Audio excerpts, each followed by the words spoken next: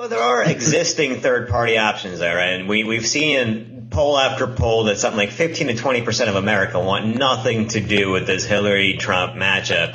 We have the Libertarian guy, former New Mexico Governor Gary Johnson. We have the Green Party lady, Joe Stein, Eric. Is it possible that we maybe have a Ralph Nader situation where they don't get a lot of votes, but they get just enough to fuck someone over? No, I don't think so.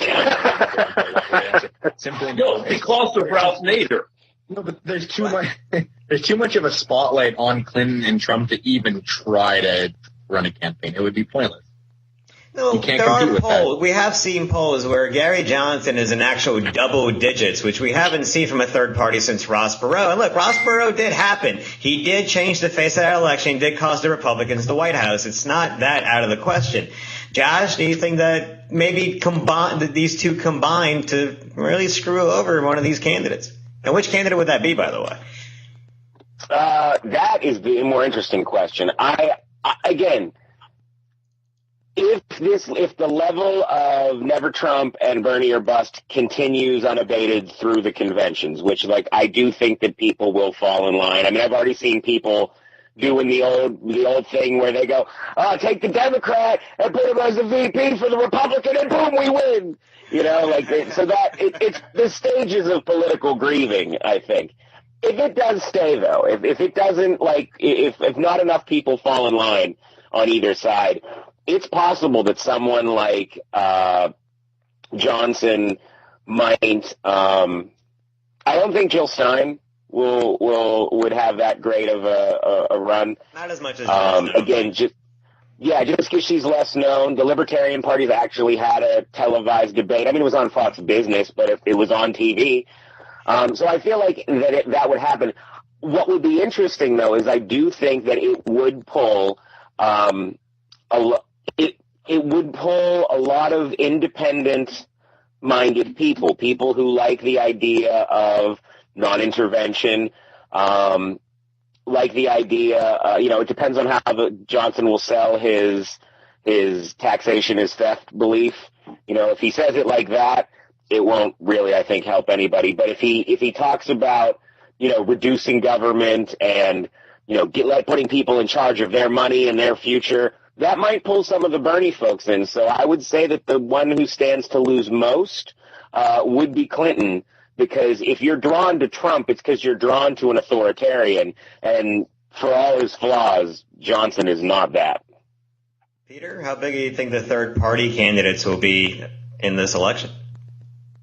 Less than zero. These people, kind of pop up for a while, are entertaining, give everyone something to talk about. They stir up a few people who end up being on the news, giving, or making polls look the other way, and then the election comes, and it tends to be what it tends to be. Ralph Nader is Ralph Nader, Ross Perot, Ron Paul. I mean, these are people that exist as asterisks in the record books. But they changed elections. They altered elections. And that's possible, but I mean, Bill Clinton won the White House with 42% of the vote. Understood, but I mean, these folks have no following, and they're not tapping into a trend. I mean, Ross Perot tapped into a feeling in the United States of discontent that was probably somewhat close to. I mean, I'm not going to.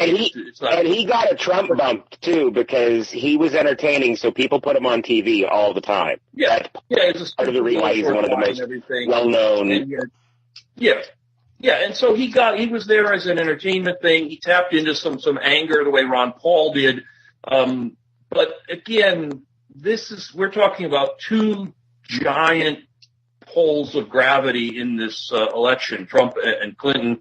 Clinton has the Democratic machine behind her. I'm absolutely certain Trump will have his part, the Republican machine behind him.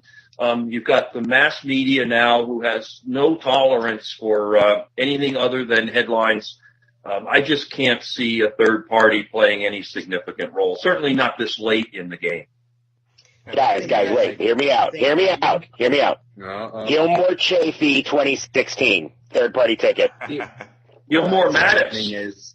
is the independent candidate will get maybe like 15 votes, and that'll be like his aunts, his uncles, maybe his grandparents if they're still alive, brothers, You sisters. guys that's about are it. vastly underrating how many people are not willing to vote for either one of those two candidates. And based on our track record of predictions, But they won't based vote. on what you guys That's just true. said, I think Gary Johnson might be the next fucking president. Well, hell, we've just doomed it. Yeah. You're absolutely right. We've just coronated Gary Johnson.